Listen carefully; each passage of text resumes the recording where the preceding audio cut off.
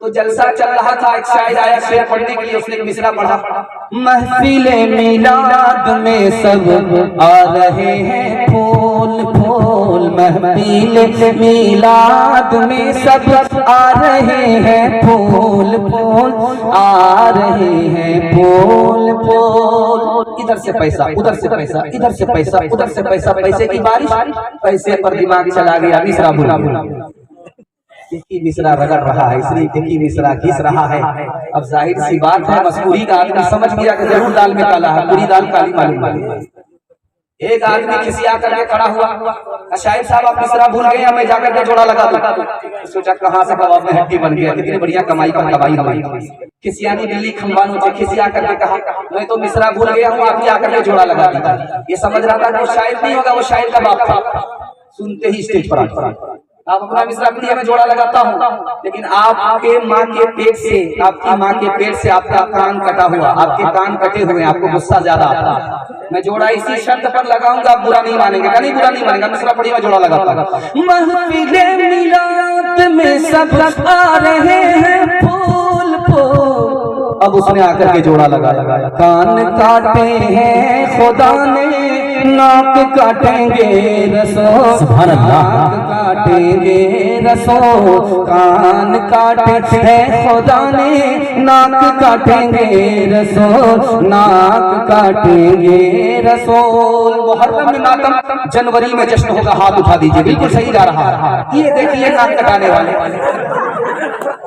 जो तफरीक, जो कौम, जो कौम के, जो तफरीक अक़वाम के आया था मिटाने, उस दीन में खुद भाई से अब भाई जुदा है। छोटों में इताअत है, न शफकत है बड़ों में, प्यारों में मोहब्बत है, न यारों में वफा है। कर हक से दुआ उम्मत में, मरहूम के हक में, खतरों में बहुत जिसका जहाज़ा के खड़ा है। ऐ खास खासानी रसूल वक्त दुआ है, उम्मत पे तेरी आंखें अजब वक्त पड़ा है। नारे तकबीर, अल्लाहु अकबर। मुफ्ती सादुल नजीम साहब जिंदाबाद जिंदाबाद। तीसरा पैगाम औरतों के हवाले से आ रहा है। इंशाअल्लाह औरत को जूते की ठोकर में रखेंगे, हाथ उठाइए इंशाअल्लाह।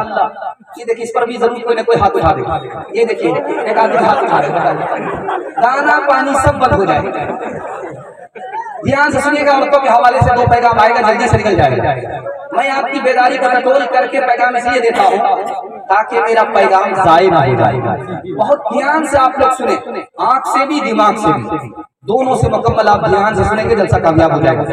बिल्कुल दो पैगाम औरतों के हवाले से सुना रहा हूँ कि जब नाफरमान औरत होती है तो सबको मुसीबत में डाल देती है।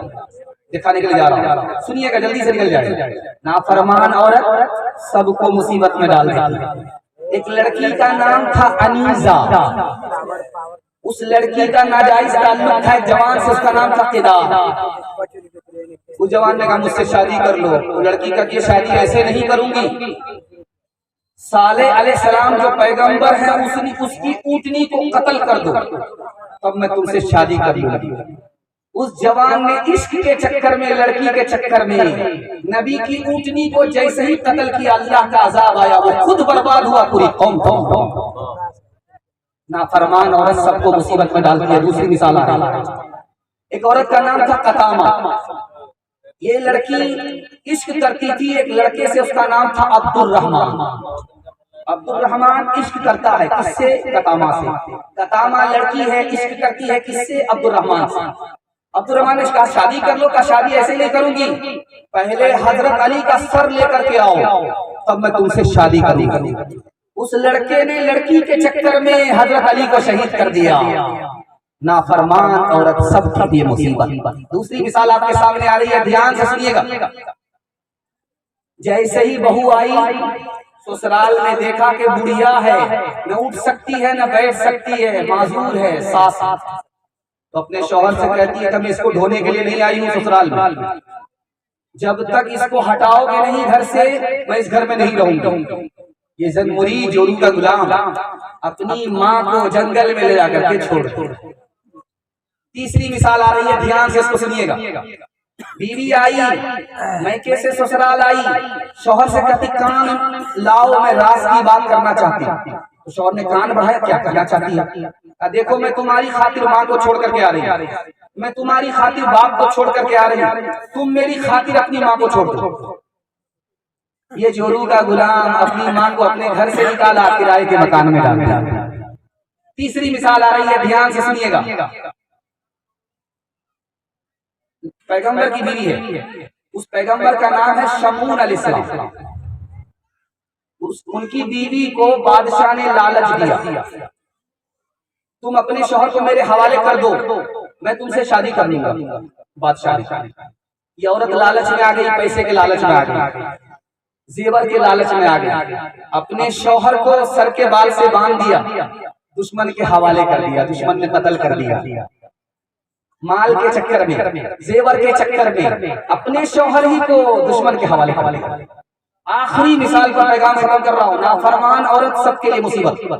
दो भाई में बहुत ज्यादा दोस्ती थी, एक गरीब था दूसरा अमीर था, एक बादशाह था दूसरा गुलाम था, दो आदमी में दोस्ती थी।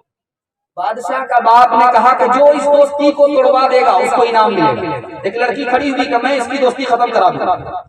दोनों दोस्त गुजर रहे थे रास्ते से, वो औरत लकड़ी का गट्ठर लेकर के बैठ गई। उसने आवाज दिया बादशाह को कि मेरा गट्ठर बहुत भारी है, कोई खड़ा उठा दे, सर पर रख दे। उसने अपने दोस्त से कहा कि जाओ गट्ठर उठा दो। उसने उठा करके रखा। लड़की ने उसके दोस्त को बुला करके कहा कान में मैं तुमसे कुछ बात करना चाहती हूँ।